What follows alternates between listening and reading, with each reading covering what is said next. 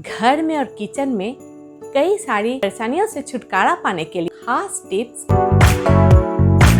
नमस्ते दोस्तों, wonder mom channel में आप सबका स्वागत है। बारिश के आने के साथ साथ घर में और किचन में कई सारे परेशानियां भी आती हैं। तो इन परेशानियों से छुटकारा पाने के लिए मैं कौन कौन से तरीके अपनाती हूँ वो आज मैं आप लोगों के साथ शेयर करूँगी। तो चलिए बढ़ते हैं वीडियो की तरफ। बारिश के मौसम में जूते भीग जाते हैं और इन्हें सूखने में बहुत ज़्यादा समय लग जाता है। तो आज कुछ ऐसा करें कि ताकि जूते जल्दी जल्दी सूख भी जाएं और इसके लिए हमें बहुत ज़्यादा मेहनत भी ना करना पड़े। इसलिए बारिश का मौसम में पहले जूते को अच्छी तरह से बाहर से आने के बाद धो के साफ कर लें और उसके बाद इसके अंदर न्यूज़पेपर जो है इसे अच्छी तरह से पूरा भर देंगे और ऊपर से भी न्यूज़पेपर से अच्छी तरह से रैप कर देंगे और इसे पंखे के नीचे रख देंगे। हमें ध्यान रखना है कि अगर न्यूज़पेपर भीग जाता है तो दूसरी बार हम फिर से न्यूज़पेपर चेंज कर देंगे। तो इससे हमारे जूते जल्दी जल्दी सूख जाएंगे।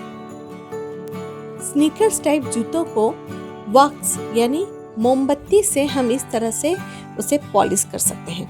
अगर इस तरह से हम इसे पॉलिश करें यानी रब करें तो इससे क्या होगा, जूतों में पानी नहीं पकड़ेगा। जो चावल स्टोर करके रखते हैं अक्सर उसमें कीड़े लग जाते हैं। तो कीड़े से बचाने के लिए हम चावल के अंदर इस तरह से हम लहसुन को रख सकते हैं, इससे कीड़े नहीं लगते। अगर आप चाहे तो यहाँ पे सूखी मिर्ची का भी इस्तेमाल कर सकते हैं। अगर आप सूखी मिर्ची को दे के और अच्छी तरह से ऊपर से चावल को फिर से ढक दें तो इससे भी चावल में कीड़े नहीं लगते। अक्सर वुडन फर्नीचर में आपका सफ़ेद सफ़ेद इस तरह का दाग देखने को मिलता है और ख़ास तौर से बारिश का मौसम में तो ये बहुत ज़्यादा बढ़ जाते हैं। इसलिए इस समय हम कोई भी हल्का लाइट ऑयल जो बहुत ज़्यादा भारी ना हो, जैसे विदाउट सेंटेड आपका हेयर ऑयल जो है हम उसका भी इस्तेमाल कर सकते हैं, उसे लेके यहाँ पे मैं ये देखिए इस तरह से हम रब करेंगे। तो इससे क्या होगा, आपका ये जो सफ़ेद सफ़ेद जो दागी आपको दिख रही है ये सारे चले जाएंगे। सभी दाग तो चले जाएंगे ही और साथ साथ आपका वुडन फर्नीचर क्लीन भी हो जाएगा और पॉलिश भी हो जाएगा। दरवाजों के हिंज को स्मूथ बनाने के लिए हम यहाँ पे ऑयल का इस्तेमाल करेंगे। आप घर पे यूज़ होने वाले सरसों का तेल का भी यूज़ कर सकते हैं या फिर कोई भी मशीन ऑयल हो तो आप उसे भी यहाँ पे डाल सकते हैं। इससे दरवाजे बहुत अच्छी तरह से मूव भी होते हैं और इसमें आवाज़ भी नहीं होता है। वार्डरोब या फिर अलमारी में हम इंसेक्ट से बचने के लिए और साथ साथ इसकी बदबू को दूर करने के लिए हम यहाँ पे ओडोनिल या फिर नैप्थोलिन्स के बॉल्स को रखते हैं।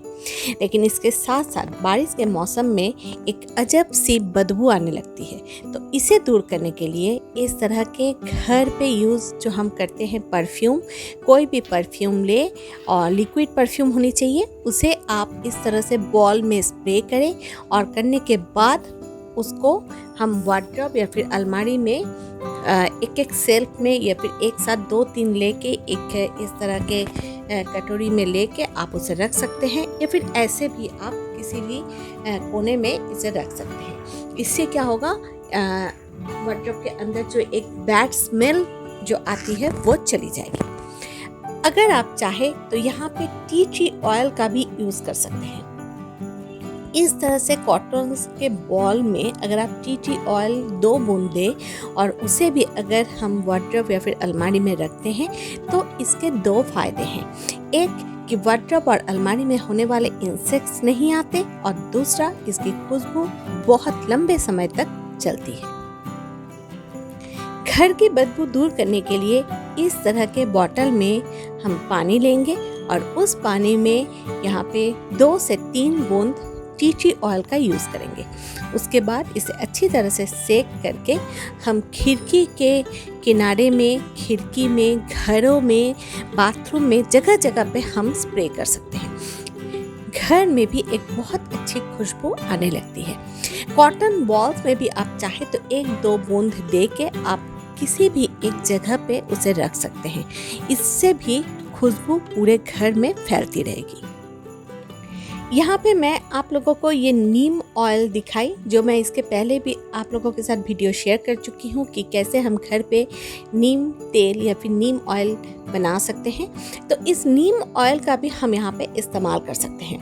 पानी में मिला के आप इसे भी रूम फ्रेशनर की तरह यूज़ कर सकते हैं, या फिर कॉटन बॉल में भी डाल के आप अगर खिड़कियों के कोने कोने पे रख दे तो इससे भी आपके कीड़े मकोड़े घर पे नहीं आते हैं। अगर घर पे कहीं भी एक जगह पे 2-3 बॉल अगर आप इस तरह से नीम तेल डाल के भी रख देते हैं तो इससे भी घर में भी एक बहुत अच्छी खुशबू आने लगती है। नींबू के इस तरह से गोल गोल टुकड़े करके और इसमें लौंग डाल के अगर हम घर पे रखते हैं तो इससे भी घर में बहुत अच्छी खुशबू फैलती है। और इसे अगर खिड़की के अगल बगल रख दे तो इससे बाहर से कीड़े मकोड़े घर पे नहीं आते।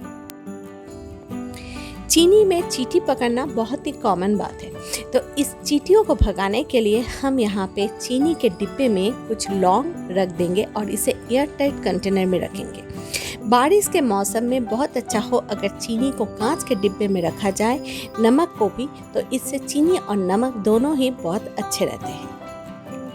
मोबाइल फ़ोन अगर पानी में गिर गया है या फिर मोबाइल फ़ोन पे पानी गिर जाने की वजह से अगर ये बंद हो गई है तो इसे इस तरह के एयर टाइट कंटेनर में चावल भर के उसके अंदर फ़ोन को घुसा दे और उसे बंद कर दे। इससे फ़ोन की नमी चली जाएगी और ये स्विच ऑन हो जाएगा। सूखे दाल को कीड़े और फंगस से बचाने के लिए इसे एयर टाइट कंटेनर में रखना चाहिए। कांच का कंटेनर हो तो बहुत अच्छी बात है। और इसमें आप हाथ में थोड़ा सा सरसों का तेल लें और उसके बाद अच्छी तरह से सभी दालों में इस तेल को लगा देना है। देखना है कि सभी दाल में अच्छी तरह से तेल लग जाए। इस तरह से अगर आप दाल को स्टोर करते हैं तो दाल लंबे समय तक सही रहता है, इसमें कीड़े या फिर फंगस नहीं लगते। बारिश का मौसम में लेदर्स में इस तरह से सफ़ेद सफ़ेद दाग पकड़ लेते हैं, तो इससे बचने के लिए हम एक कॉटन के कपड़े में थोड़ा सा ऑयल लेंगे और उस ऑयल को लेके अच्छी तरह से लेदर को पॉलिश करेंगे। इससे इसमें लगे हुए जो दाग है वो भी चले जाते हैं और लेदर का ग्लेज भी बढ़ जाता है। मैदा में, आटे में अक्सर आपके कीड़े लग जाते हैं, तो इस कीड़े से बचने के लिए हम यहाँ पे लौंग डाल के रखे हैं। अगर आप चाहें तो सूखी मिर्ची भी डाल के रख सकते हैं। इससे मैदा या फिर आटा में कीड़े नहीं लगते। सूजी को लंबे समय तक अच्छा रखने के लिए अगर हम इस तरह से थोड़ा गरम करके यानी फ्राई करके रखते हैं तो इससे क्या होता है, सूजी में कीड़े नहीं लगते और ये लंबे समय तक अच्छे रहते हैं। बारिश का मौसम में अक्सर मूढ़ी में नमी पकड़ लेती है या फिर कभी कभी इसमें हवा लग जाने पर ये खाने में अच्छे नहीं लगते। उस समय इसे अगर हम इस तरह से कढ़ाई में दे के हल्का सा गर्म करें और उसके बाद कुछ देर इसे ठंडा होने के लिए रख दें तो ये फिर से क्रिस्पी बन जाते हैं। बारिश का मौसम में बिस्किट्स को भी एयर टाइट कंटेनर में रखना चाहिए और इसमें भी अगर नमी पकड़ ले तो इसे थोड़ा सा माइक्रोवेव करें या फिर आप इस तरह से तावे में बिस्किट्स को दे के थोड़ा सा हल्का गर्म करें और फिर ठंडा होने के लिए छोड़ दें तो इससे भी बिस्किट फिर से क्रिस्पी बन जाते हैं। वुडन चॉपर बोर्ड से दाग रिमूव करने के लिए या फिर इसमें अगर फंगस पकड़ ले, बारिश का मौसम में तो ये बहुत ही कॉमन प्रॉब्लम है, तो इससे बचने के लिए इस तरह से बेकिंग सोडा आप छिड़के उसके बाद थोड़ा सा इसमें नींबू का रस दे या फिर एक नींबू के छिलके की सहायता से इसे अच्छी तरह से रब करें। फिर देखिएगा इसमें फंगस नहीं पकड़ेंगे। इससे चॉपिंग बोर्ड क्लीन भी हो जाएगा और साथ साथ इसमें फंगस भी नहीं पकड़ेंगे। खास तौर से बारिश का मौसम में चॉपिंग बोर्ड को धोने के बाद इसे अच्छी तरह से सूखे कपड़ों से सुखा ले और उसके बाद हाथ में थोड़ा सा सरसों का तेल लेके इसके चारों ओर अच्छी तरह से लगा दे। इससे कभी कभी चॉपिंग बोर्ड में जो छोटे छोटे आपको लकड़ी के लगता है कि कीड़े आ जाते हैं वो नहीं आते। कपूर का यूज़ अक्सर हम पूजा में तो करते हैं, लेकिन क्या आप जानते हैं कि घर में भी कपूर का हम कई तरह से इस्तेमाल कर सकते हैं। अगर एक छोटे कटोरी या फिर डिब्बे में कपूर को डाल के अगर हम वार्डरोब के कोने में इसका ढक्कन खोल के रख दे तो इससे भी वार्डरोब से निकलने वाली बैड स्मेल यानी गंदी बदबू चली जाएगी। इसे हम घर पे दिए जलाने की तरह इसको जला सकते हैं। इससे भी घर में कीड़े मकोड़े नहीं आते और बहुत अच्छी एक खुशबू घर पे फैलती है। किसी एक कटोरी में अगर आप कुछ कपूर डाल के घर के किसी भी कोने में अगर रख देते हैं, ये भी बहुत अच्छा रूम फ्रेशनर का काम करती है। गैस लाइटर का काम ना करने पर, इसमें पानी गिर जाने पर या फिर बारिश का मौसम में अगर गैस लाइटर सही तरीके से काम ना करे तो इसे पहले अच्छी तरह से कॉटन कपड़ा से पहले साफ कर ले। उसके बाद एक मोमबत्ती को जला के इसको थोड़ा आगे पीछे घुमा के गर्म करें, फिर सूखे कपड़ों से इसे अच्छी तरह से साफ कर ले। फिर देखिएगा गैस लाइटर काम करना स्टार्ट कर देगा। बाथरूम से निकलने वाली बदबू को दूर करने के लिए एक कप में हाफ कप व्हाइट विनेगर ले और फिर उसे किसी भी एक शेल्फ में रख दे। इससे बाथरूम से निकलने वाले बदबू चली जाएगी। तो आप लोगों को आज की ये वीडियो कैसी लगी, ये बात आप हमें कमेंट बॉक्स में ज़रूर बताएं। अच्छा लगने पर इसे लाइक और शेयर जरूर करें। सब्सक्राइब करने पर मेरी अगली वीडियो की नोटिफिकेशन आपके पास आ जाएगी। अगली वीडियो में फिर से आप लोगों से मुलाकात होगी। तब तक के लिए अलविदा।